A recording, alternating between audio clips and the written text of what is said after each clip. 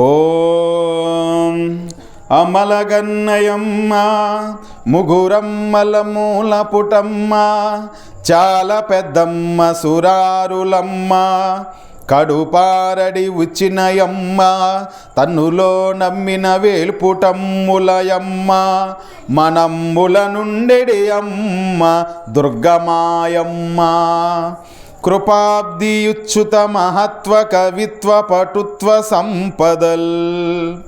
అమ్మ దుర్గమ్మ తల్లి అందరి తల్లులకి, సప్త మాతృకుల సప్తదేవతల తల్లులకి ఆ దుర్గమ్మే మహాతల్లి. ముగురమ్మలకి మూలమైన అమ్మ, మూలపుటమ్మ. అందరూ అమ్మల కన్నా గొప్పదైన మహా అమ్మ, రాక్షసి మోకలని అడ్డగించినటువంటి అమ్మ, నమ్ముకున్న దేవతల తల్లుల నిండు మనసుల్లో నివసించేటువంటి అమ్మ. అలాంటి మా అమ్మ దయాసముద్రి అయిన నా దుర్గమ్మ, నేను రాసే ఈ భాగవతం అనే రచనలో అమ్మ తన కవిత్వం, నా యొక్క కవిత్వం రాయటానికి, తన భాగవతము రాయటానికి అమ్మ కవిత్వమైన పటుత్వ శక్తి సంపదలను ప్రసాదించుగాక అని ఈ భాగవతాన్ని తెలుగులో రాసినటువంటి బమ్మెర పోతన్న గారు రాసినటువంటి పద్యం ఇది. అమ్మా భగవతి, నీ యొక్క ఈ దేవీ భాగవతాన్ని మేము చెప్పుకుంటున్నాం కాబట్టి తల్లి, పోతన గారికి ఏ విధంగానైతే కవిత్వ పటుత్వ సంపదలను అనుగ్రహించావో మాకు కూడా అలాగనే అనుగ్రహించు అమ్మా. దేవీ భాగవతంలోకి వెళ్ళిపోదాం. ఈరోజు మహిషాసురుడు యుద్ధం ఏర్పాటు చేసుకోవటం, మహిషాసురుడు యొక్క యుద్ధ సన్నాహం. వరాన్ని పొందిన మహిషాసురుడు జగత్తును అంతటినీ వశం చేసుకున్నాడు, జగత్ విజేత అనిపించుకున్నాడు, జగత్తుని మొత్తం కూడా తన గుప్పిట్లోకి తెచ్చుకున్నాడు. నిరాటంకంగా ఏకఛత్రాధిపత్యంగా పరిపాలన సాగించాడు. అతను రాజుగా పరిపాలిస్తున్నప్పుడు మంత్రిగా చిక్షురుడు అనే అతను సేనాధిపతిగా, తామ్రుడు అనే అతను కోశాధిపతిగా, అశిలోమ, బిడాల, భాస్కర, త్రినేత్ర, కాలబంధకాదులు సైన్యానికి దండనాయకులుగా ఉంటే, మహిషాసురుడు విజృంభించి భూపాలులందరినీ సామంతులుగా చేసుకొని వాళ్ళ నుంచి పన్నులు కట్టించుకున్నాడు. అంటే ఆ కాలంలో భూమి మీద ఎంతమంది అయితే రాజులున్నారో వాళ్ళందరినీ కూడాను తన కింద దాసులుగా చేసుకొని, ఆ రాజులందరూ కూడా వారి వారి రాజ్యంలో ఉన్నటువంటి పండినటువంటి పంట మీద కానీ సంపదల మీద కానీ ట్యాక్స్ పన్ను కట్టించుకునేవాడు. క్షాత్రధర్మంతో ఎవరైనా ఎదిరిస్తే, మహిషాసురుణ్ణి కనుక ఎవరైనా ఏ రాజైనా ఎదిరిస్తే దయ లేకుండా నిర్దాక్షిణంగా మట్టు పెట్టేటువంటి వాడు. బ్రాహ్మణులందరూ కూడా మహిషాసురుడు వశమైపోయారు. యజ్ఞ యాగాదుల్లో దేవతలతో పాటు సమానంగా భాగం ఇస్తున్నారు. ఎవరైనా హోమం చేసి దేవతలని ప్రసన్నం చేసుకొని వాళ్ళ యొక్క కోరికలు తీర్చుకోవాలని అనుకున్నారనుకో, అప్పుడు ఏం చేస్తారు? హోమం దాల్చి దేవతలని ఆహ్వానం చేసి దేవతలకి నైవేద్యమైన హవిస్సులు అగ్నిగుండంలో సమర్పిస్తూ ఉంటారు. అయితే మహిషాసురుడు రాక్షసుడు, దుర్మార్గుడు కదా, ఆయన ఆ యొక్క వరబలం చేత మరి మరణం లేకుండా, అంటే ఒక స్త్రీ చేతిలో మరణం ఉండేటట్లుగా వరం కోరుకున్నాడు కదా, స్త్రీ అబలా నన్ను ఏం చేయలేదని. కాబట్టి బ్రహ్మ విష్ణు మహేశ్వరులు కూడా అతన్ని ఏమి చేయలేకపోతున్నారు. దేవేంద్రుడు కూడా నీకు దాసోహం స్వామి అంటున్నారు. ఎవరు ఏ విధంగా కత్తితో నరికినా, ఆయన మీద ఒక అస్త్రం వేసినా, ఎంత ఇబ్బంది పెట్టినా మరణం లేకుండా అజేయమైనటువంటి వరం పొందాడు. కాబట్టి మరి మహిషాసురుడు ఆ విధముగా సాగించుకుంటూ దేవతల దగ్గరికి, మునుల దగ్గరికి, పురోహితుల దగ్గరికి, బ్రాహ్మణుల దగ్గరకు వచ్చేసి, మీరు వేస్తున్నారే హోమంలో హవిస్సులు వేస్తున్నారు కదా, నాకు కూడా హవిస్సు సమర్పించండి అని హోమ భాగాల్లో కూడా హవిస్సును కోరుకున్నాడు. భూమండలం అంతా స్వాధీనం కావడంతో ఇప్పుడు మహిషాసురుడి యొక్క దృష్టి, అంటే ఎండగాసే భూమి ఎంతవరకైతే ఉందో ఈ ప్రపంచమంతా తన చేతల్లోకి తీసేసుకున్నాడు ఆయన మహిషాసురుడు. ఇంకా మిగిలింది ఏంటి? పైనున్న లోకాలు, కిందన్న లోకాలు పాతాళ లోకం. అంటే వాళ్ళు ఉండేదే పాతాళ లోకములో కాబట్టి రాక్షసులు ఉండేది అదంతా ఆ లోకాలన్నీ ఆయన వశమైపోయినాయి. భూలోకం కూడా వశం చేసుకున్నాడు. భూలోకంలో ఎవరైనా రాజు తనకు ఎదురు దిగితే నిర్దాక్షిణ్యంగా చంపేసేటువంటి వాడు. తర్వాత ఆకాశంలో ఉన్నటువంటి స్వర్గలోకాలు భూలోకం కదా ఇది, దీని మీద భువరలోక, సువర్లోక, మహర్లోక, జనోలోక, తపోలోక, సత్యలోక పైన 7 లోకాలన్నిటిని కూడా గ్రిప్పులోకి తెచ్చుకున్నాడు, తన పెత్తనం కిందకి తెచ్చుకున్నాడు. దేవతలు ఉండేటువంటి స్వర్గాలోకానికి ప్రయాణం అయిపోయి దేవేంద్రుని కిందకు దించి ఆ దేవేంద్రుడి యొక్క సింహాసనం మీద కూర్చొని కూడా పెత్తనం సాగిస్తూ ఉన్నాడు. అలా సాగించేటువంటి క్రమంలో ఆయన జయించాలనుకున్నాడు స్వర్గలోకాన్ని. అప్పుడు ముందుగా ఇంద్రుడి దగ్గరికి ఒక రాయభారంగా ఒక దూతను పంపాడు. ఆ దూత ఏమంటున్నాడంటే, ఇంద్ర, స్వర్గాన్ని విడిచిపెట్టి ఎక్కడికైనా పారిపో, లేదంటే మా మహిషాసురుడికి సేవలు చేయి, అతడు నిన్ను రక్షిస్తాడు. కాదకూడదంటావా? నీ దగ్గర వజ్రాయుధం ఉంది కదా, ఆ వజ్రాయుధం తీసుకొని యుద్ధం చేయి. పూర్వకాలంలో మా రాక్షసులు నిన్ను ఎన్నోసార్లు జయించారు. ఓ అహల్యాజారుడా, అహల్యతో సంబంధం పెట్టుకున్నటువంటి వాడా, ఓ ఇంద్ర, నీ శక్తి సామర్థ్యాలు ఎంతటో మాకు తెలుసులే. నీ ఇష్టం, నీ మనసుకు ఏది మంచిదనిపిస్తే అది చెయ్యి. స్వర్గం విడిచి పారిపోతావా, మా రాజైన మహిషాసురుడితో యుద్ధం చేస్తావా, లేదా కాపాడు మహిషాసుర అని ఆయన కాళ్ళ మీద పడి శరణ వేడుకుంటావా, నీ ఇష్టం అని ఆ మహిషాసురుడు పంపిన దూత ఈ మాటలు ఇంద్రుడితో అన్నాడు. ఇంద్రుడికి ఆ మాటలు అనంగానే పట్టరానంత కోపం వచ్చింది. ముందు నిగ్రహించుకున్నాడు, ముఖాన చిరునవ్వు పులుముకున్నాడు. ఓయి మహిషాసురుడు పంపించిన దూత, మీ మహిషాసురుడి యొక్క అహంకార గర్వం ఎంతటిదో తెలుసుకున్నాను. రోగానికి వైద్యం చేస్తాను, వాడి వంశాన్ని సమూలంగా నిర్మూలిస్తాను. వెళ్ళి ఎటువంటి భయం లేకుండా నా మాటగా నీ మహిషాసురుడికి చెప్పుకో. దూతను చంపకూడదు కాబట్టి నిన్ను వదిలిపెడుతున్నాను. నీ ప్రభువును దండెత్తి నా స్వర్గలోకానికి రమ్మను. గడ్డి తినే మూర్ఖుడు కదా, అంటే దున్నపోతు ఆకారంతో పుట్టినటువంటి వాడు కదా మీ రాజు మహిషాసురుడు. ఎంత కండకావరమా, రమ్మను. వాడికి నెత్తిన కొమ్ములుంటాయి కదా మహిషాసురుడికి, ఆడి కొమ్ములు విరగ్గొట్టి వాడి చేతిలో ఉన్న బలమైన ధనస్సు వాడు కొమ్ముల చేత నేను చేయించుకుంటాను.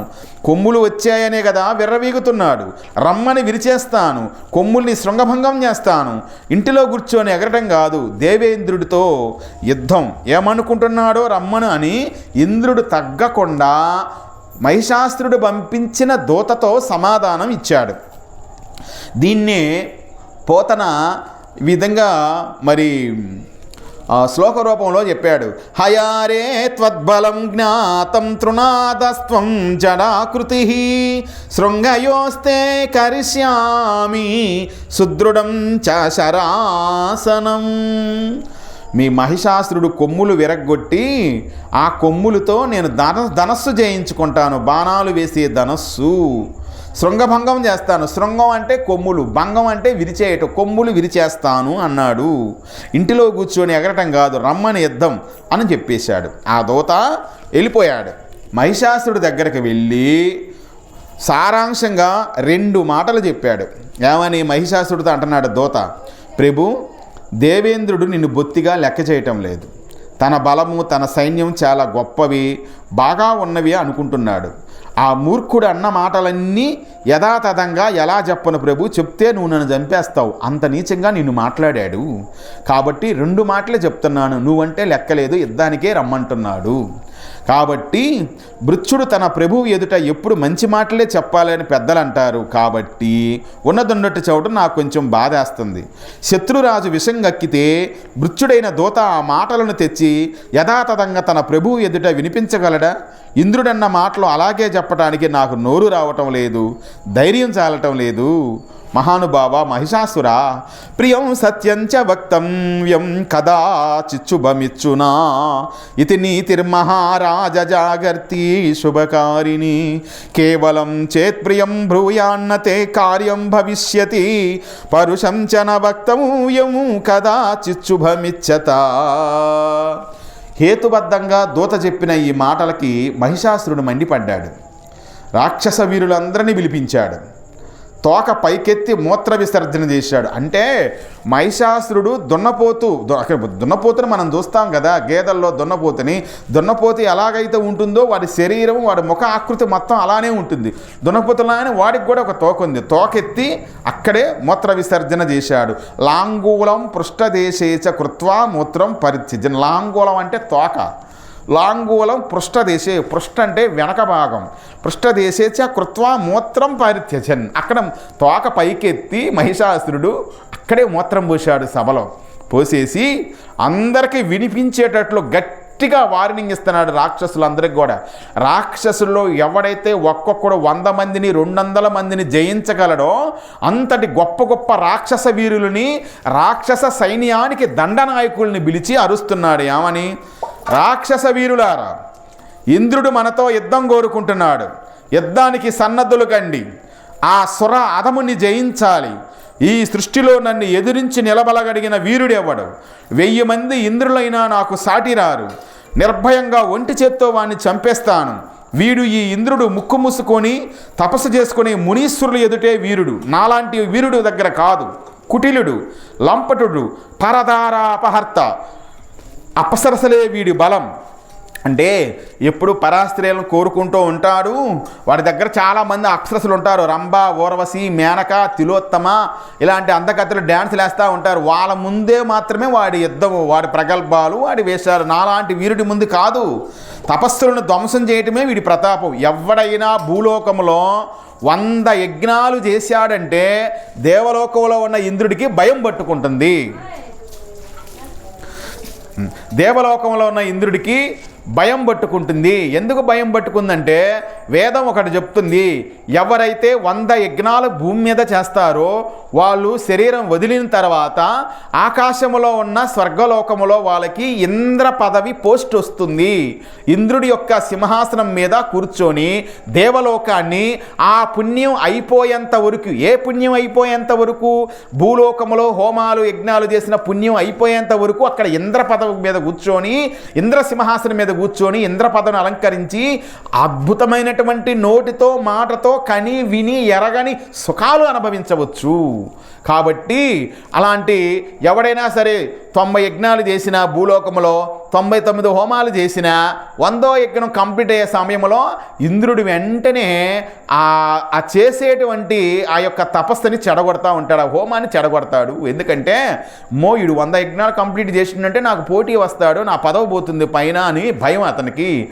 కాబట్టి అలాగా ఎవడైతే ఇంద్ర పదవి కోసము 100 యజ్ఞాలు చేస్తూ ఉంటాడో 99వ యజ్ఞములో ఆ యజ్ఞాన్ని తన పోస్టు కొట్టేస్తాడేమో ఎవడైనా భూలోకంలో చేస్తుంటే దాని అంతరాయం కలిగించి ఆటంకాలు కలిగించేటువంటి అధముడు ఆ దేవేంద్రుడు, వాడిని చంపేయాల్సిందే అని మహిషాసురుడు అనుకుంటూ ఉన్నాడు.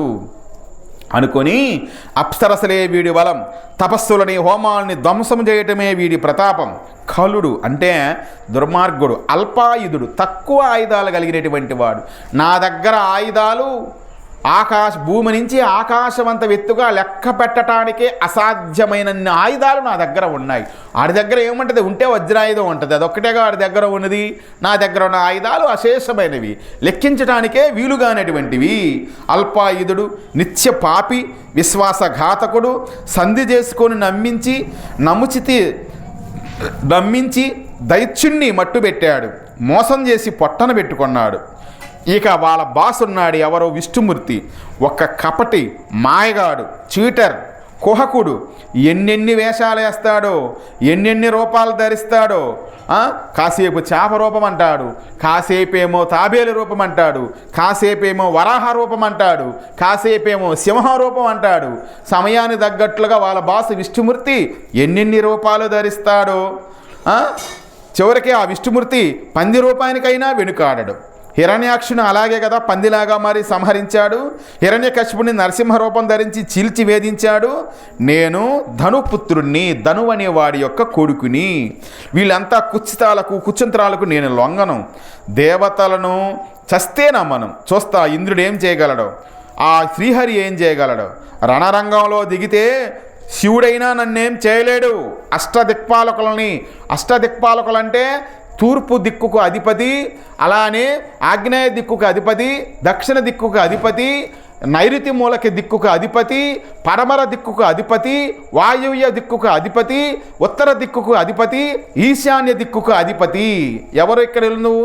తూర్పు దిక్కుకు అధిపతి దేవేంద్రుడు, ఆగ్నేయ మూల దిక్కుకు అధిపతి అగ్నిదేవుడు, దక్షిణ దిక్కుకు అధిపతి యమధర్మరాజు, నైరుతి మూలకి అధిపతి నిరుతి అనే రాక్షసుడు, పడమర దిక్కుకు అధిపతి వానదేవుడు, వాయు దిక్కుకు అధిపతి గాలిదేవుడు, ఉత్తర దిక్కుకు అధిపతి కుబేరుడు, ఈశాన్య దిక్కుకు అధిపతి ఈశ్వరుడు. 4 దిక్కులు 4 మూలలు అష్టదిక్పాలకులను శచీపతిని తరిమిగొట్టి వాళ్ళు కూడా వస్తారేమో. ఎవరో? వానదేవుడు ఒక సైన్యం వేసుకొని, మరి అలానే యమధర్మరాజు ఒక సైన్యం వేసుకొని, కుబేరుడు ఒక సైన్యం వేసుకొని, అగ్నిదేవుడు ఒక సైన్యం వేసుకొని, ఈశాన్య భాగంలో ఉన్న ఈశ్వరుడు ఒక సైన్యం వేసుకొని, గాలిదేవుడు ఒక సైన్యం వేసుకొని, నైరుతి నుంచి నైరుతైన రాక్షసుడు ఒక సైన్యం వేసుకొని వీళ్ళందరూ వస్తారేమో. ఎంతమంది అన్నారా అని. శచీపతిని అంటే శచీదేవి భర్త అయినటువంటి ఇంద్రుణ్ణి తరిమిగొట్టి స్వర్గ సామ్రాజ్యం కైవసం చేసుకుంటాను. ఆ తర్వాత నేనే దేవుణ్ణి, నేనే యజ్ఞ విర్భోక్తలను, సోమపానం కూడా నాదే, స్వర్గలోకం కూడా నాదే. తర్వాత నేను స్వేచ్ఛగా విహారిస్తాను. ఎందుకంటున్నా చెప్తున్నానా? నాకున్న వరం మీకు తెలుసుగా, బ్రహ్మదేవుడు ఇచ్చాడు. నాకున్న వరం ఏంటో మీకు తెలుసు కదా. మగవాడు అన్నవాడి చేతిలో నాకు చావు ఉండదు. వాడు ఏ ఆయుధం అన్నా దీని, ఏ అస్త్రం అన్నా దీని. ఆడదాని చేతిలోనే నాకు మరణం ఉంటుంది. పెద్ద పెద్ద మగవాళ్ళనే యుద్ధంలో జయించగలిగిన నాకు ఆడదేమి చేయగలుగుతుంది? కాబట్టి భయం లేదు. ఇంద్రుడే కాదు, విష్ణుమూర్తిని కూడా జయిస్తా, పరమశివుని కూడా జయిస్తా, బ్రహ్మను కూడా జయిస్తాను అనేటువంటి మాటలు మాట్లాడుతున్నాడు మహిషాసురుడు. కాబట్టి దైత్యవీరులారా, భయం లేకుండా ఉండండి, కయ్యానికి కాలుదోవండి.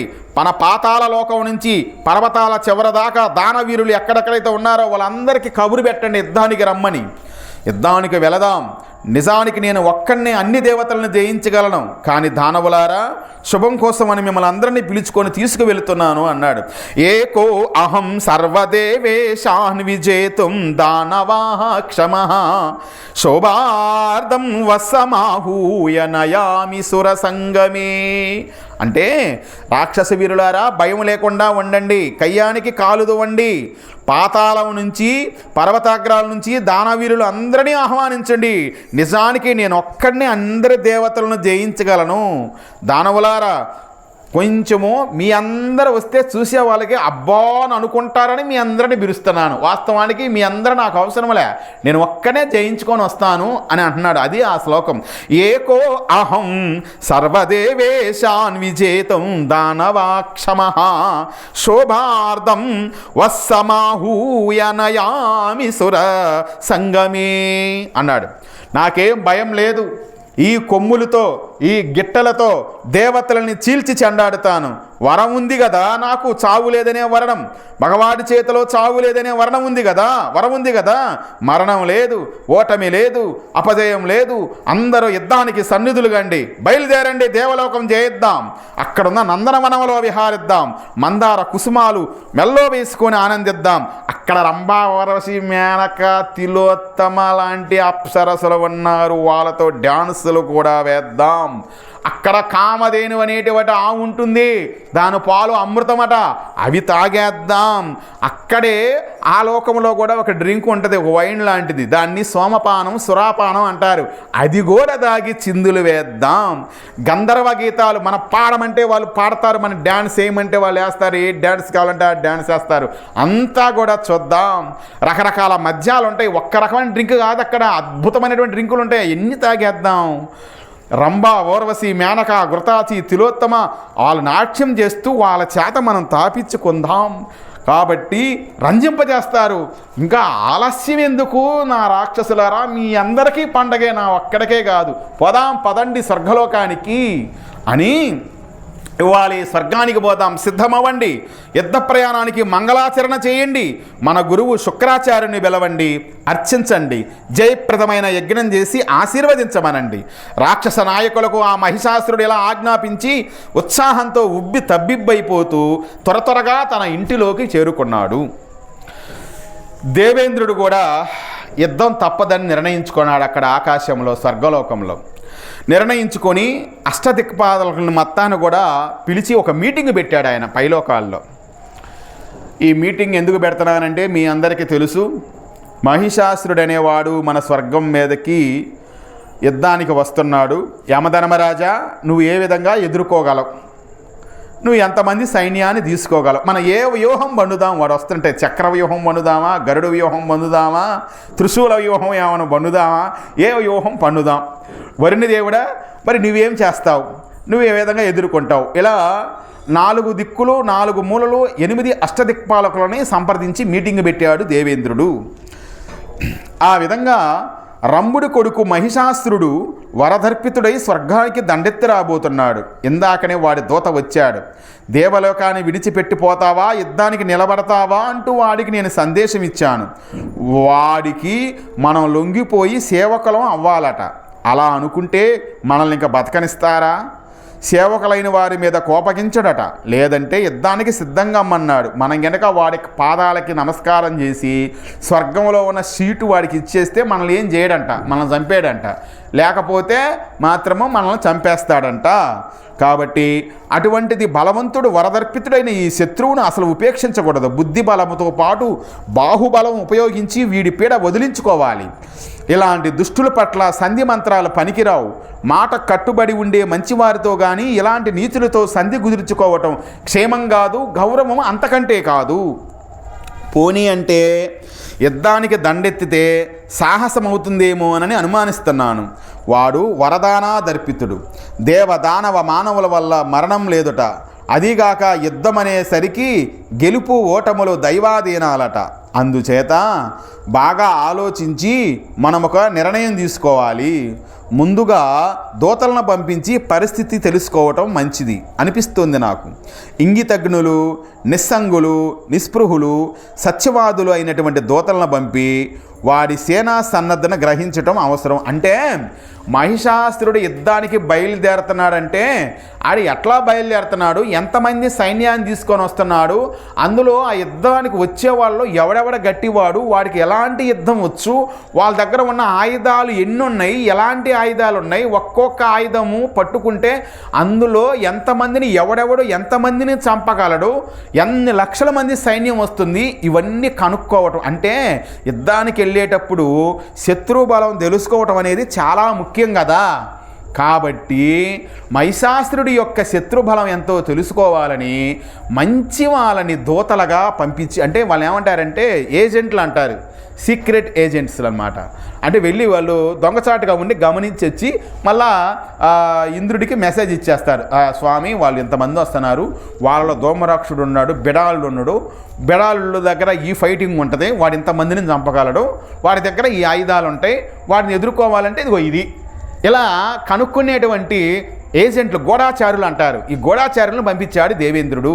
పంపించి మహిషాసురుడు యుద్ధానికి వస్తున్నాడు కదా, ఎలాంటి సైన్యంతో వస్తున్నాడో కనుక్కొని రండి అని చెప్పేశాడు. ఈలోగా మన స్వర్గంలో ఉన్న దుర్గాలని పటిష్టపరుచుకోవాలి, సర్వసన్నాహాలు చేయాలి, జాగ్రత్తగా ఉండాలి, ఎప్పుడు ఏ పనైనా బాగా ఆలోచించి చేయాలి, అది బుద్ధిమంతుల లక్షణం. మరి దేశానికి యుద్ధం వచ్చినప్పుడు కూడా ప్రధానమంత్రులు సైనికులు అందరూ అలానే అలర్ట్ అవుతారు. ఎక్కడైతే బాంబులు పడతాయని అనుకుంటారో అక్కడ ప్రజలందరినీ కూడా అండర్గ్రౌండ్లోకి వెళ్ళిపోమంటారు, సైరన్లు మోగుతూ ఉంటాయి, జాగ్రత్తగా ఉండండి, జాగ్రత్తగా ఉండండి, బాంబు పడుతున్నాయి, ఇక్కడ బాంబులు పడతాయి, అలా ఫ్లైట్ దాడులు, మిస్సైల్ దాడులు జరుగుతాయని ఎలాగైతే మరి తీసుకుంటూ ఉంటారో జాగ్రత్తలు, అలా స్వర్గలోకంలో ఉన్న దేవేంద్రుడు కూడా జాగ్రత్తలు తీసుకుంటున్నాడు.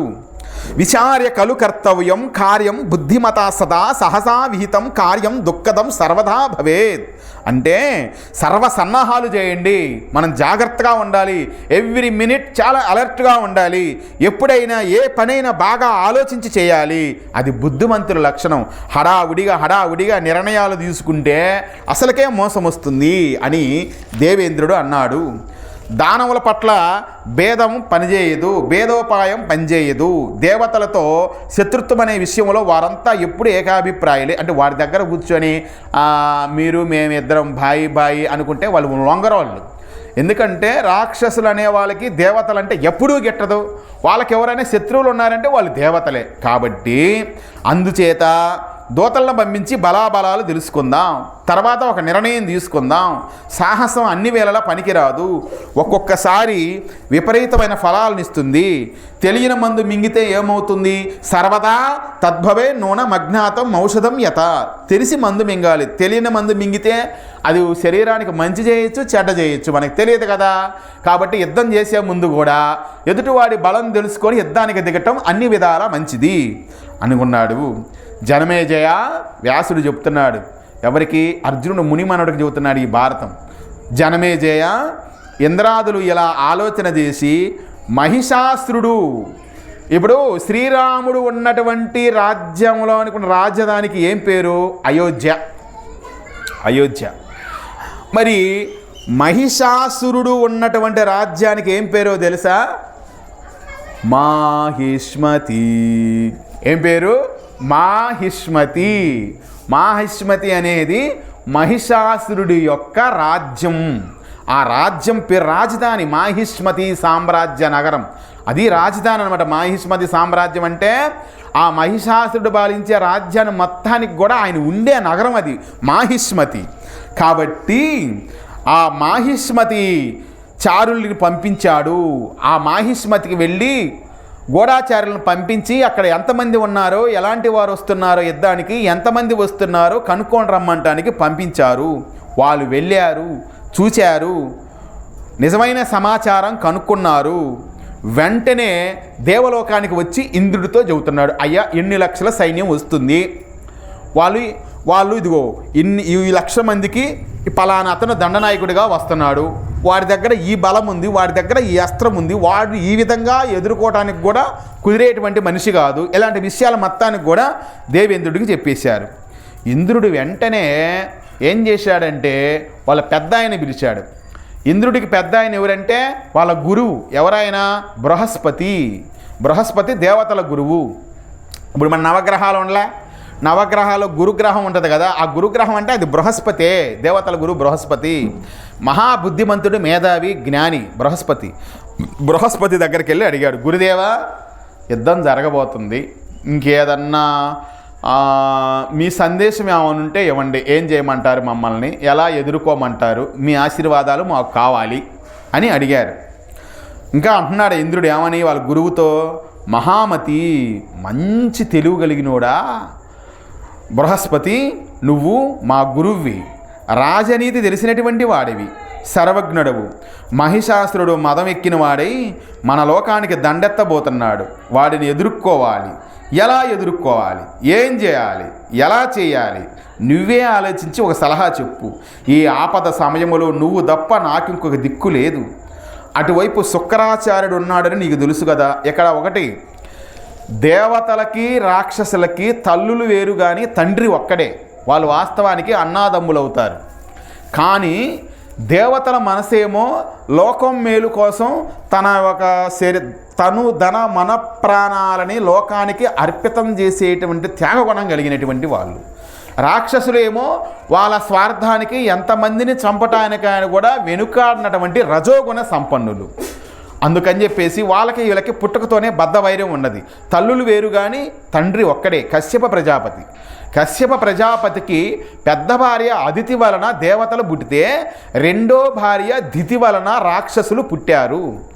కాబట్టి వీళ్ళిద్దరూ అన్నదమ్ములు అవుతారు. కానీ గుణగణాలు వేరు కాబట్టి వాళ్ళ స్టేషన్ ఫ్యాషన్స్ వీళ్ళ స్టేషన్స్ ఫ్యాషన్స్ వేరు, వాళ్ళ హ్యాబిట్స్ వేరు వీళ్ళ హ్యాబిట్స్ వేరు, వాళ్ళ హాబీలు వేరు వీళ్ళ హాబీలు వేరు. కాబట్టి వాళ్ళకి వీళ్ళకి పడదనమాట. కాబట్టి మరి ఈ విధంగా వస్తున్నారు. అయితే ఆ రాక్షసులకు కూడా ఒక గురువు ఉన్నాడు. దేవతలకు గురువు బృహస్పతి ఉన్నట్లే రాక్షసులకు కూడా గురువు ఉన్నాడు. అతని పేరే శుక్రాచార్యులు వారు. శుక్రాచార్యులు వారు. అతనికి ఒంటి కన్ను ఒక్కటే, ఒక కన్నే ఉంటుంది, రెండో కన్ను ఉండదు. మహామాయల మరాఠీ, బరే జిత్తులు మారి పుట్ట ఎవరో శుక్రాచార్యులు వారు. మహా తపశక్తి సంపన్నులు కూడా. అలాంటి శుక్రాచార్యుల వారు అవతల వైపు ఉన్నాడు. శుక్రాచార్యుల వారు ఏదైనా కానీ వెన్నుపోటు యుద్ధాలాగానే ఆలోచన చేస్తాడు. కాబట్టి నువ్వు దేవతల గురువి, నువ్వు మా వైపు నువ్వుంటే బృహస్పతి, అటు శుక్రాచార్యుల వారు ఉన్నారు, నీకు తెలుసు కదా గురువుగారు అన్నాడు. ఇంద్రుడు మాటలు మొత్తం విన్నాడు. ఎవరో గురువుగారైన బృహస్పతి. చాలాసేపు ఆలోచించాడు. పెద్ద కష్టం వచ్చి పడింది వీళ్ళకి, ఇది నేను చేయాలా అనుకున్నాడు.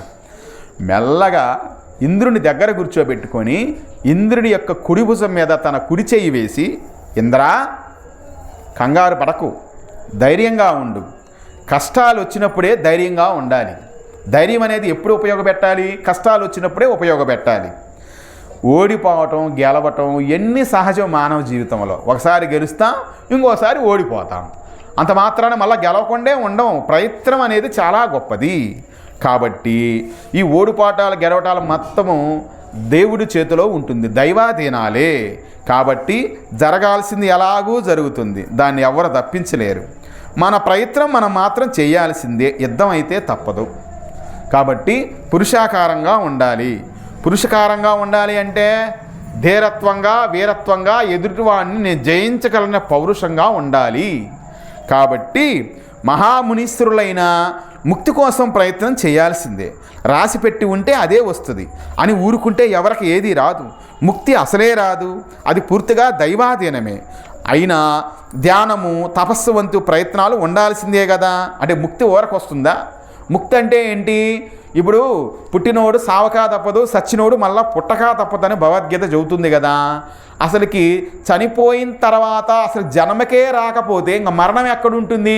పుడితే కదా మరణం ఉండేది, పుట్టకపోతే మరణం ఎక్కడుంటుంది?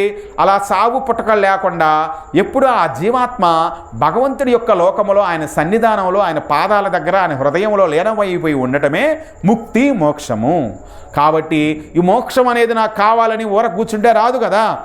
కష్టపడి కొన్ని సంవత్సరాల నుంచి తపస్సులు చేస్తున్నటువంటి మునులు ఉన్నారు, యోగులు ఉన్నారు. ఈ ముక్తి రావడం కోసం ఎన్నో పూజలు చేస్తారు, వ్రతాలు చేస్తారు, మంచి మంచి గ్రంథాలు చదువుతారు, యజ్ఞాలు చేస్తారు, హోమాలు చేస్తారు, మంచి గురువును పట్టుకుంటారు, ఆయన చెప్పిన పని చేస్తుంటారు, ఆయనకి సేవలు చేస్తుంటారు.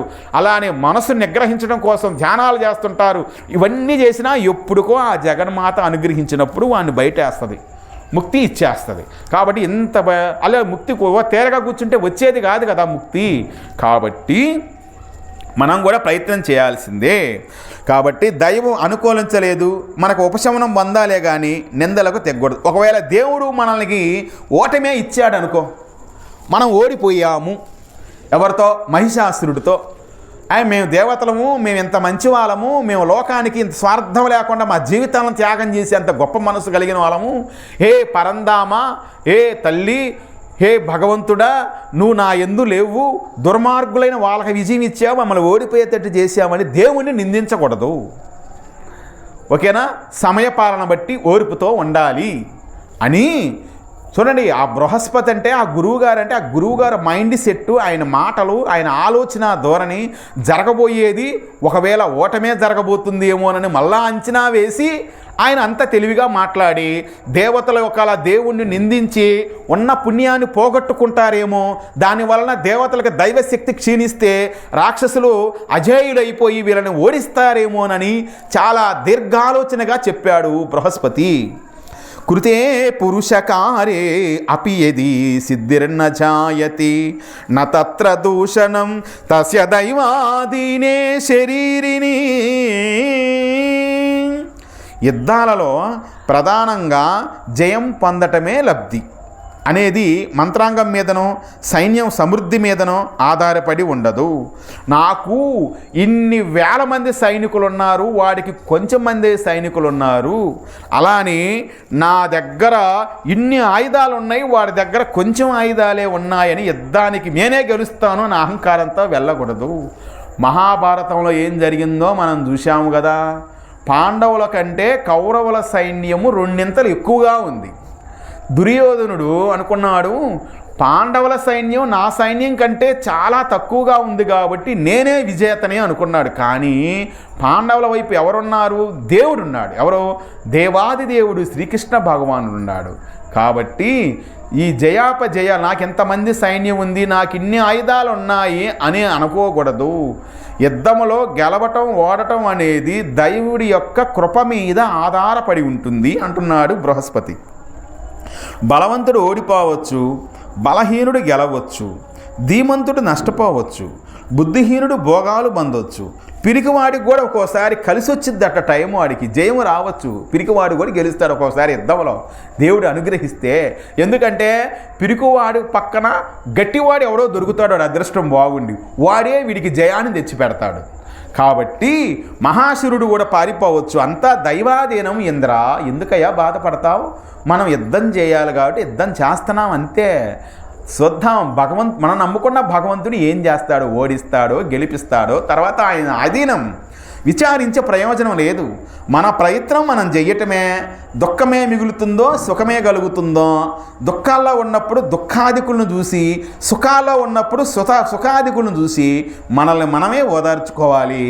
మన మనసు మనం కంట్రోల్లో పెట్టుకోవాలి. అంతేగాని ఈ సుఖ దుఃఖాలనే శత్రువులకు మనంగా బందీలం కాకూడదు. దుఃఖే దుఃఖాదికాన్ పశ్యేత్ సుఖే పశ్యేత్ సుఖాదికాన్ ఆత్మానం హర్షశోకాభ్యాం శత్రుభ్యామివ నార్పయేత్. అంటే దాని అర్థం ఏమిటి?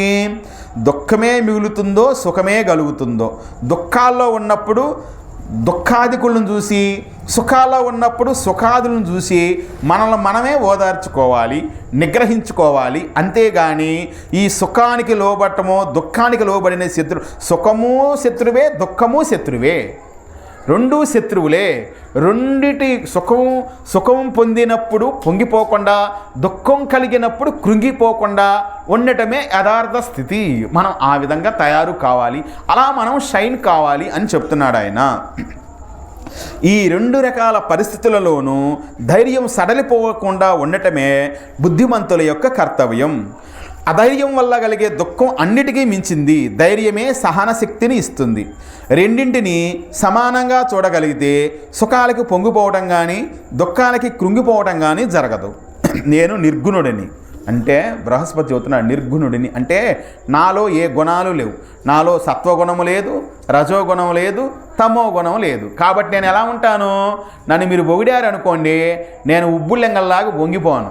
నన్ను మీరు గబా 4 మాటలు శివాట్లు పెట్టారనుకోండి, ఇది ఎంతలా మాట అన్నాడు నన్ను, నేను ఉక్రోషానికి లోనుగాను, బాధపడను. తిట్టింది నన్ను కాదు, పొగిడింది నన్ను కాదు, తిట్టింది నన్ను కాదు, పొగిడింది నన్ను కాదు అనేటువంటి ఒక యథార్థ స్థితిలో నేను ఉంటాను. కాబట్టి ఆ స్థితికి చేరుకుంటాను. ఇంద్ర, ఈ ప్రాణానికి ఆకలి దప్పులు, మనసుకి శోకము మూర్ఛలు, శరీరానికి రోగాలు చావు, మొత్తం కలిపి వీటిని షడూర్ములు అంటారు. 6 శత్రువులు. ఏంటంటే ప్రాణానికి ఏంటి? ఆకలి దప్పులు కంపల్సరీ, మనసుకి వేడుపు సంతోషం అనేది కంపల్సరీ, శరీరానికి రోగం మరణం అనేది కంపల్సరీ. రోగం లేకుండా శరీరం ఏమి ఉండదు. ఏదో ఒక రోజు కొంచెమైనా రోగానికి గురి కావాల్సిందే, మరణానికి గురి కావాల్సిందే. వీటన్నిటిని షడూర్ములు అంటారు. వీటికి అతీతుడిగా ఉండటమే శివత్వం. ఇవన్నీ శరీరానివి, నావి కాదు. ఈ శరీరము నేను ఒకటి కాదు. నేను వేరు, శరీరము వేరు. నేను వేరు, శరీరము వేరు. నేను ఈ శరీరంలో జ్వరబడ్డాను అంతే. ఇది ఏనాటికైనా ఈ శరీరాన్ని విడిచిపెట్టి నేనుగా అనేదే బయటకు వచ్చి నేనుగా ఎక్కడికి వెళ్ళాలో అక్కడికి వెళ్ళిపోతుంది. కాబట్టి నేను పూర్తిగా విభిన్నుడును అనుకోగలిగితే వాడు సదా సర్వదా సుఖీ, నిత్య సంతోషి. నేను ప్రకృతి కాదు, నేను వికృతి కాదు, నాకు దుఃఖమేమిటి? ఇలా ఆలోచించు సురాదీక్ష. మానసికంగా నిర్మలత్వం అలవరుచుకో. దుఃఖనాశనానికి ఇది మొదటి ఉపాయం.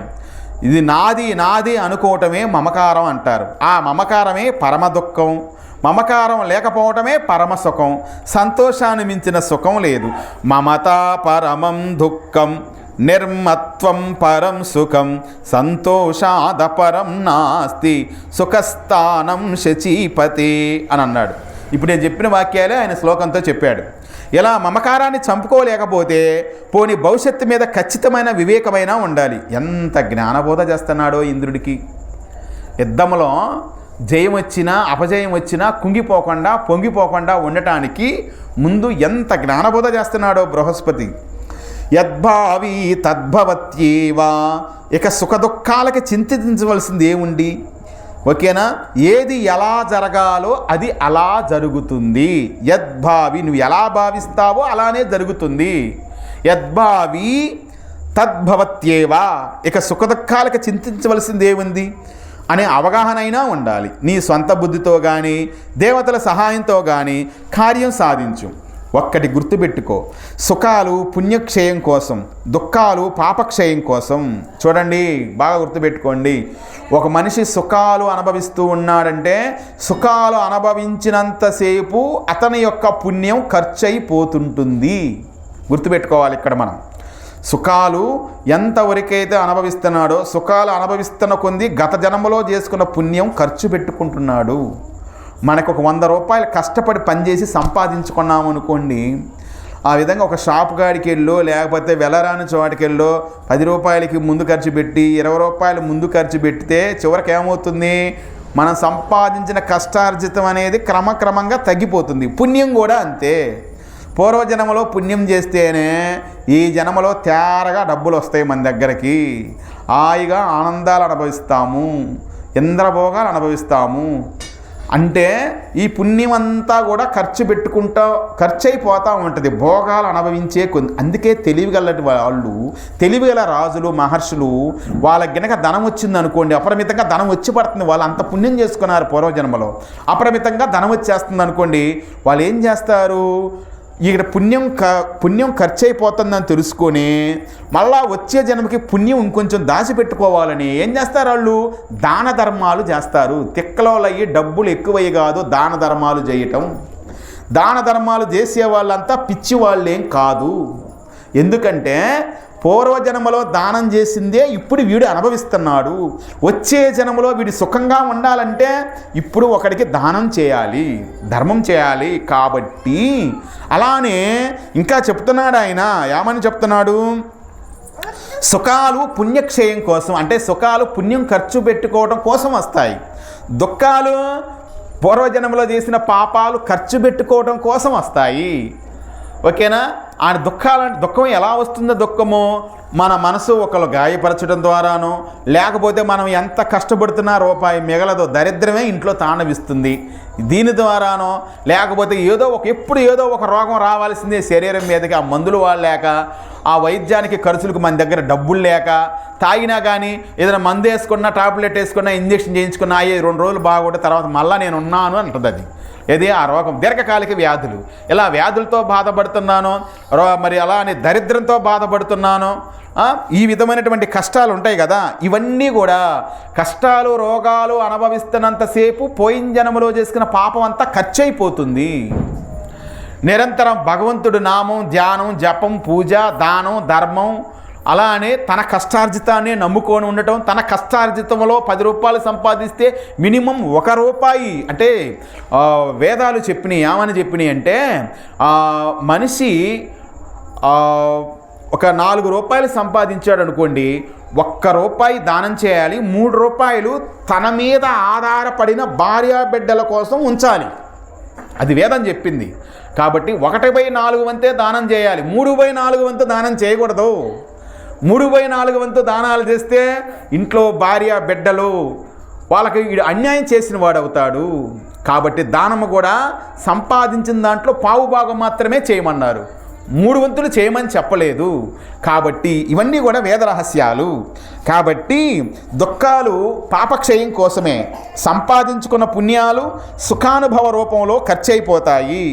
సంచిత పాపాలు దుఃఖానుభవ రూపంతో కరిగిపోతాయి. సంచిత పాపాలంటే గత జన్మలో చేసుకొని మూట ఉంటుంది, ఈ జన్మకు కూడా వస్తుంది. అది ఆ మూట దుఃఖ రూపంలో కరిగిపోతుంది. కాబట్టి తెలివిగలివాడు ఎప్పుడు సుఖాలుగా ఉండకూడని స్థితిలోనే కోరుకుంటాడు, సుఖాలుగా ఉండకూడని కోరికలోనే కోరుకుంటాడు. తెలివిగలవాడు ఎక్కువగా రోగంతో మురుగుతానో, కష్టాలతో బాధపడతా, ఇట్లానే ఉండాలి నేను.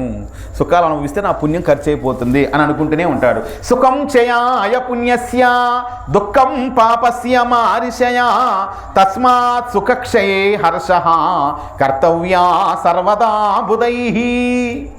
సురాధిప, సుర అంటే దేవతలు, అధిప అంటే నాయకుడు. సురాధిప అంటే దేవతల లీడర్, నాయకుడు. ఎవరు? ఇంద్ర. బాగా ఆలోచించి నీ ప్రయత్నం నువ్వు చెయ్యి. యుద్ధం చేయాలి కాబట్టి చెయ్యి, అంతే. యుద్ధం సమయం వచ్చింది ఇప్పుడు. మొన్నటిదాకా హాయిగా సింహాసనం మీద కూర్చున్నావు, వాళ్ళు డ్యాన్సులు వేస్తున్నారు, అప్సరసలు హాయిగా ఆనందం అనుభవించావు, మహర్షులు సేవించావు, పూజలు జపాలు అవి చేసుకున్నావు, సరిపోయింది. ఈ రోజులు ఎప్పుడు ఒకలాగా ఉండవు.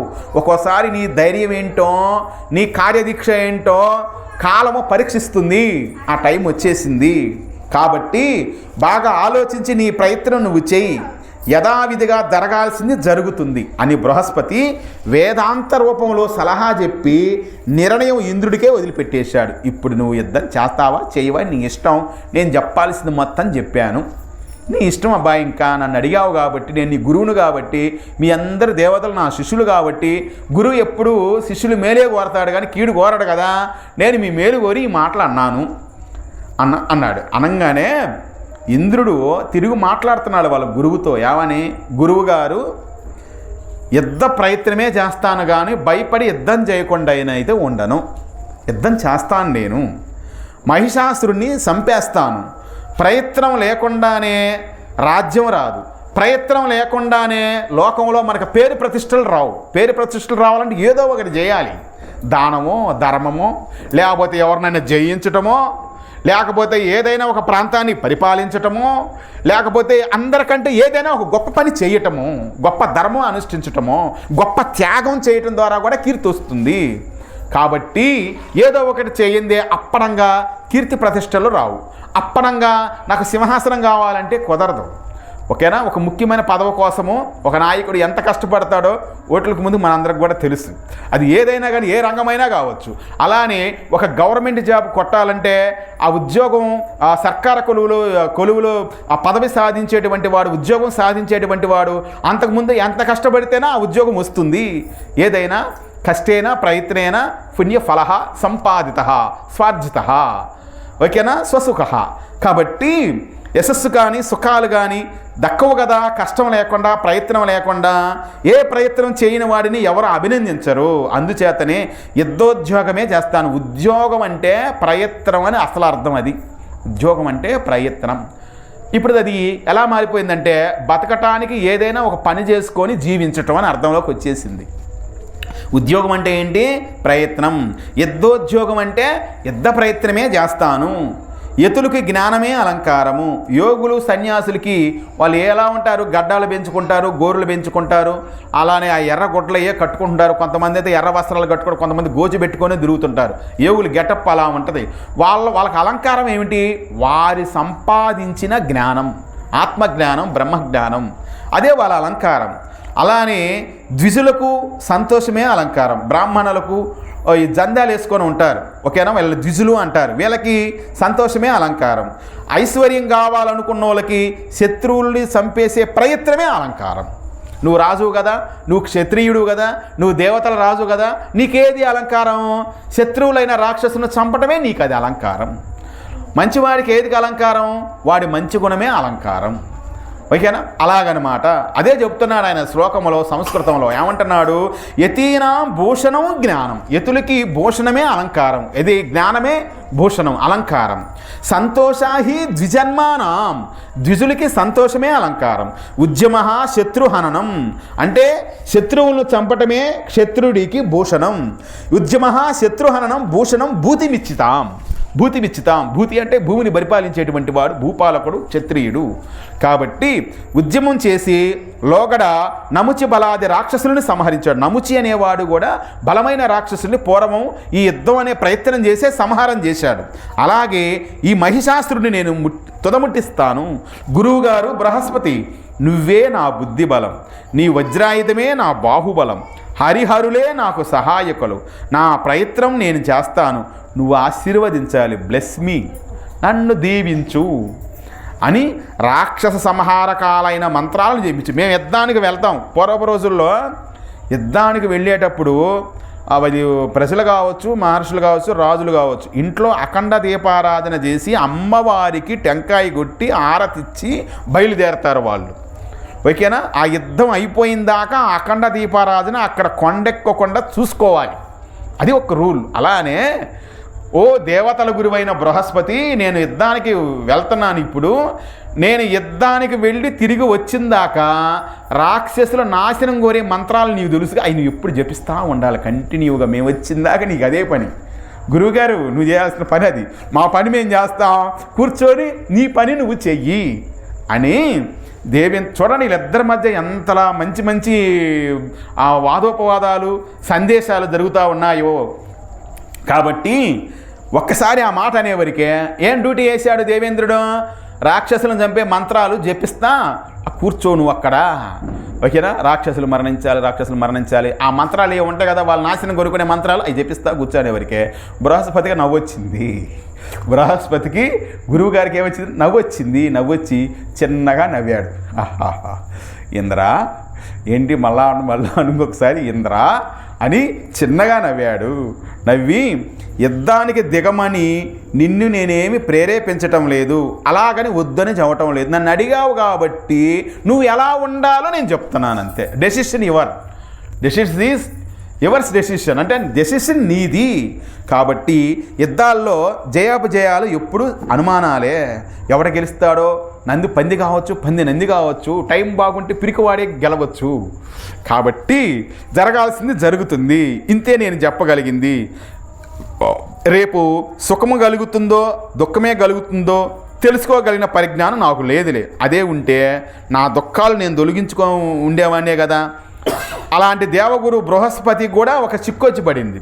ఎందుకంటే ఈ దేవతల గురువు బృహస్పతి దగ్గర ఆ చంద్రుడు శిష్యుడుగా చేరి గురువుగారి భార్య మీద కన్నేసి గురువుగారి భార్యని ఎత్తుకొని పోయాడు.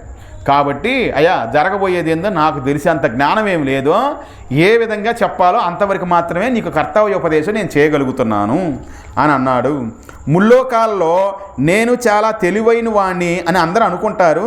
ఆ తెలివితేటలో ఆ రోజు నా భార్యని ఆ చంద్రుడు నన్ను మోసం చేసి వాడు నా దగ్గర సేవ చేస్తా నా భార్యని వాడు అపహరించిపోయిందాక నా తెలివితేటలు దేనికి పనికి రాలేదు, నేను గ్రహించుకోలేకపోయాను నాయన. కాబట్టి నేనే పెద్ద తెలివిగల్లో నేను అనుకోవట్లేదు, అలా అనుకోవటం అజ్ఞానం. కాబట్టి అందుచేత కార్యసిద్ధి కోసం బుద్ధిమంతులు ఏదో ఒక ఉపాయాన్ని ఆలోచించి ప్రయత్నం చేయాలి. సిద్ధి ఎప్పుడు దైవాధీనమే, ఇది మర్చిపోకూడదు. బృహస్పతి చేసిన ఈ ఉపదేశాన్ని విని ఇంద్రుడు వినయంగా నమస్కారం తీసుకొని, గురువుగారు చెప్పాల్సిందంతా మీరు చెప్పారు, ఇంకా చెయ్యాల్సిందంతా నేను చేయాలి, దీవించండి, నేను బయలుదేరుతున్నా యుద్ధానికి అని నమస్కారం పెట్టి సెలవు తీసుకున్నాడు.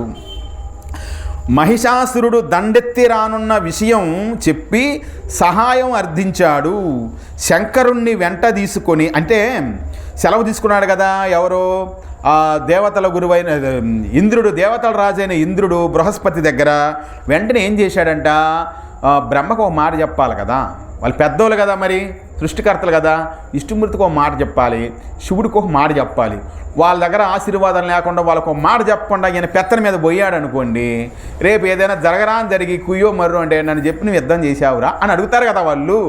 కాబట్టి ముందుగా పెద్ద ఆయన బ్రహ్మ దగ్గరకు పోయాడు. ఎవరో? దేవేంద్రుడు. వెళ్ళి మహిషాసురుడు దండెత్తి వస్తున్నాడండి, ఇది విషయం, కాబట్టి నీ సహాయం నాకు కావాలి, నువ్వు కూడా నీ దగ్గర ఉన్న ఆయుధాలు తీసుకొని యుద్ధానికి రా మహాప్రభు, తాతగారు బ్రహ్మ రావాయా అని ఆయన్ని అడిగాడు. వెంటనే శంకరుణ్ణి వెంట తీసుకొని విష్ణుమూర్తి సన్నిధికి బ్రహ్మదేవుడు అన్నాడంటే, సరే అట్లనే ముందు శివుడి దగ్గర పోదాం, నువ్వు నేను ఇద్దరం కలిసి, దేవేంద్ర బ్రహ్మ అంటున్నాడు, శివుడి దగ్గరకు పోదాం మన ఇద్దరం, శివుని వెంట తీసుకొని నువ్వు నేను శివుడు ముగ్గురం కలిసి విష్ణుమూర్తి దగ్గరకు పోదాం, బాగా ఆలోచించి ఒక నిర్ణయం తీసుకుందాం. ఎందుకంటే యుద్ధం చేసేటప్పుడు నేను ఒక తెలివితేటలు చూపిస్తాను, విష్ణుమూర్తి ఒక తెలివితేటలు చూపిస్తాడు, శివుడు ఒక తెలివితేటలు చూపిస్తాడు. కొన్ని గడ్డి పీసులన్నీ కలిసి ఒక తాడైతే ఏనుగును కూడా గట్టేసేయచ్చు కదా. అలానే 10 మంది 10 తెలివితేటలు మొత్తం ఒకసారి పెడితే గొప్ప పని సాధించబడుతుంది. కాబట్టి బ్రహ్మ విష్ణు మహేశ్వరుల ముగ్గురిని కూడా తీసుకొని వెళ్దాం. బలబలాలు అంచనా వేసుకోకుండా వివేకాన్ని విడిచిపెట్టి సాహసానికి దిగేవాడు పతనమవుతాడు. కాబట్టి మనం అలా చేయవద్దు, విష్ణుమూర్తితో ఆలోచిద్దాం అని బ్రహ్మదేవుడు సలహా ఇచ్చాడు. అష్టదిక్పాలకులు ఇంద్రుడు, చతుర్ముఖుడు, శంకరుడు అందరూ కలిసి పెద్ద ఆయన విష్ణుమూర్తి దగ్గరకు వెళ్ళారు. ఎవరెవరు వెళ్ళారు? దేవేంద్రుడు, అగ్నిదేవుడు, దక్షిణకు దిక్కు ఎవరో అధిపతి యమధర్మరాజు, నిరుతి, అలానే వానదేవుడు, గాలిదేవుడు, కుబేరుడు, వీళ్ళందరూ కూడా కలిసి విష్ణుమూర్తి దగ్గరికి వెళ్ళారు. విష్ణుమూర్తి దగ్గరకు వెళ్ళి మరి చెప్పారు, బలబలాలు అంచనా వేసుకోకుండా, కాబట్టి మనం అలా చేయకూడదు. అష్టదిక్పాలకులు ఇంద్రుడు, చతుర్ముఖుడు, శంకరుడు అందరూ కలిసి ఆయన దగ్గరకు పోయారు. యుద్ధమే కర్తవ్యమని, భయపడాల్సిన పని లేదని, మహిషాసురుని సంహరిద్దామని మధుసూదనుడు కూడా ఒప్పుకున్నాడు. విష్ణుమూర్తి కూడా ఒప్పుకున్నాడు. అబ్బాయి ఇంక యుద్ధం తప్పదులే కానీ మరి వాణ్ణి మనం చంపేసేద్దాం అని విష్ణుమూర్తి కూడా ఓకే అన్నాడు. వెంటనే ఎవరెవరి వాహనాలు వాళ్ళు తీశారు. ఇప్పుడు మీటింగ్ అయిపోయిన అడిగి ఎలాంటి మన బైకులు మనం తెస్తాం కదా, మన వాహనాలు మనం తెస్తాం. కారు ఉన్న వాళ్ళు కారు తెస్తారు, బైక్ ఉన్న వాళ్ళు బైక్ తెస్తారు, సైకిల్ ఉన్న వాళ్ళు సైకిల్ తెస్తారు, గుర్రం ఉన్న వాళ్ళు గుర్రాలు తెస్తారు. కాబట్టి ఈ విధంగా మహిషాసురుని సంహరిద్దామని విష్ణుమూర్తి కూడా అనుకున్నాడు. వెంటనే ఎవరెవరి వాహనాలు వాళ్ళు తీశారు. బ్రహ్మదేవుడు హంసవాహనం మీద కూర్చొని I am go to war, నేను యుద్ధానికి వెళ్తున్నాను అని ఆయన బయలుదేరారు. విష్ణుమూర్తి గరుత్మంతుని పిలిచాడు, గరుడు మీద కూర్చున్నాడు, వెళ్ళిపోయాడు. శివుడు నందిని పిలిచాడు, నంది వాహనం మీద కూర్చున్నాడు, ఆయుధాలు ఆయన తీసుకున్నాడు. ఈ బ్రహ్మ దగ్గర ఉన్న సైన్యాలు గణాలు, విష్ణుమూర్తి దగ్గర ఉన్నటువంటి ఆ విష్ణు కింకరలు గణాలు, శివుడి దగ్గర ఉన్న రుద్రగణాలు, ప్రమదగణాలు, వీళ్ళందరూ కూడా బయలుదేరారు యుద్ధానికి. ఈ విధంగా అందరూ కథన రంగాలకి బయలుదేరారు. మహిషిషుడితో యుద్ధం, దేవతల పరాజయం. అబ్బో చూడండి, దేవదానవులకి ఇద్దరు ఎదురుపడ్డారు. మహిషాసురుడు రథము, దేవతల రథాలు, రాక్షసుల యొక్క రథాలు ఒక చోట ఎదురుపడ్డాయి. యుద్ధము జరిగే ముందు పెద్దగా శంఖానాదాన్ని పూరించారు. పెద్ద పెద్ద డ్రమ్ములతో యుద్ధనాదాలు చేశారు. యుద్ధం మొదలైంది. భీకరంగా యుద్ధం సాగుతుంది. ఎలా ఉన్నాయి ఆయుధాలు? బాణాలు, ఖడ్గాలు, ప్రాసాలు, ముసలం, పరస్వద, గద, పట్టిష, శూలం, చక్రం, తోమరం, ముద్గరం, బిందిపాల, హలాది, ఇవన్నీ కూడా ఆయుధాల పేర్లు. మన కత్తి, సుత్తి, కొడవల, గొడ్డలి, పార, పట్టండి అని అంటారు కదా, అలానే దేవతల దగ్గర కూడా రకరకాల ఆయుధాలు ఉంటాయి. ఈ ఆయుధాలన్నీ తీసుకున్నారు. దారుణమైన ఆయుధాలు. తీవ్రంగా తలపడ్డారు. ఇటు నుంచి దేవతల సైన్యం, అటు నుంచి రాక్షసుల సైన్యం. ఒక వరదల్లాగా ఒక రెండు వరదలు ఎదురుపడి నరుక్కోవటం మొదలుపెట్టారు. రకరకాల అస్త్రాలతో పరస్పరం సంహరించుకుంటున్నారు. ఆ రోజుల్లో యుద్ధాల్లో భయంకరమైనటువంటి కొన్ని అస్త్రాలు ఉండేవి. సమ్మోహన అస్త్రం అని ఒకటి ఉంటుంది. సమ్మోహన అస్త్రం వదిలారంటే ఎదుటివాడు మొత్తం కూడా మైండ్ పనిచేయకుండా శత్రువులు అలా మాలోకంలా నిలబడతారు. ఈ శత్రువులు వెళ్ళి వాళ్ళ తలలు నరుక్కొని వాళ్ళ పనులు వాళ్ళు చేసుకొని వచ్చేస్తూ ఉంటారు. అలాంటి అస్త్రాలు ఆ రోజుల్లో ఉండేవి. సమ్మోహనాస్త్రము, ఆగ్నేయాస్త్రము, వారుణాస్త్రము, పాశుపతాస్త్రము, ఇలాంటి బ్రహ్మాస్త్రము, ఇలాంటి అస్త్రాలు ఉండేవన్నమాట. అలాంటి అస్త్రశస్త్రాలతో వాళ్ళు యుద్ధం చేసుకుంటూ ఉన్నారు. అయితే మహిషాసురుడి సేనాధిపతి చిక్షురుడు గజారూఢుడై ఇంద్రుని ఎదిరించి, ఇక్కడ మహిషాసురుడి దగ్గర సైన్యాధిపతి ముఖ్యమైన వాడనమాట. ఎవరతను? చిక్షురుడు. వాడు ఏనుగు మీద వచ్చాడు యుద్ధానికి. వాడు ఆ రాక్షసుల సైన్యానికి లీడర్. ఆ సైన్యం వెనకొస్తుంది, వాడు ముందు వస్తున్నాడు. సైన్యం ముందు దేని మీద వచ్చాడు? ఏనుగు మీద వచ్చాడు. ఏనుగు మీద వచ్చి రావటంతోనే దేవతల రాజైన ఇంద్రుడి మీద ఒక్కసారి 5 బాణాలు వేసి ఇంద్రుడి కేసి కొట్టాడు. 5 బాణాలు వచ్చి ఒక్కసారిగా ఇంద్రుడి యొక్క గుండెల్లో గుచ్చుకున్నాయి. అయితే ఇంద్రుడు వెంటనే ఏం చేశాడు? ఆ వీపులకి వాళ్ళు అంబులు పొది తగిలించుకుంటారు కదా, బాణాలు వేసేటువంటి బుట్ట లాంటిది, దాంట్లో నుంచి అర్ధచంద్రాకారంతో కూడుకున్నటువంటి బాణాన్ని ఆ చిక్షురుడి మీదకి వదిలాడు. వెంటనే అది ఇంద్రుడు తేరుకొని అర్ధచంద్రాకార బాణంతో చిక్షురుడు గుండెని గాయపరిచాడు. ఆ అర్ధచంద్రాకార బాణం దెబ్బకి చిక్షురుడు ఫిట్స్ వచ్చినోళ్ళలాగా కింద పడి గిలగిలా దన్నుకుంటా మూర్చిపోయాడు. ఆ అదను గమనించి ఇంద్రుడు వెంటనే వాడు కూర్చున్న ఏనుగును చంపేశాడు, వాహనాన్ని చంపేశాడు. ఇది చూసిన మహిషాసురుడు క్రుద్ధుడయ్యాడు. మహిషాసురుడు ఒక్క యుద్ధం చేస్తానే ఎట్లా చూశాడు, అసలు సేనానాయకుడినే ఒక్క దెబ్బతో ఇంద్రుడు కింద పడగొట్టాడు, వాడెక్కిన ఏనుగును కూడా చంపేశాడు. కాబట్టి మహిషాసురుడు కొంచెం బాధ కలిగింది.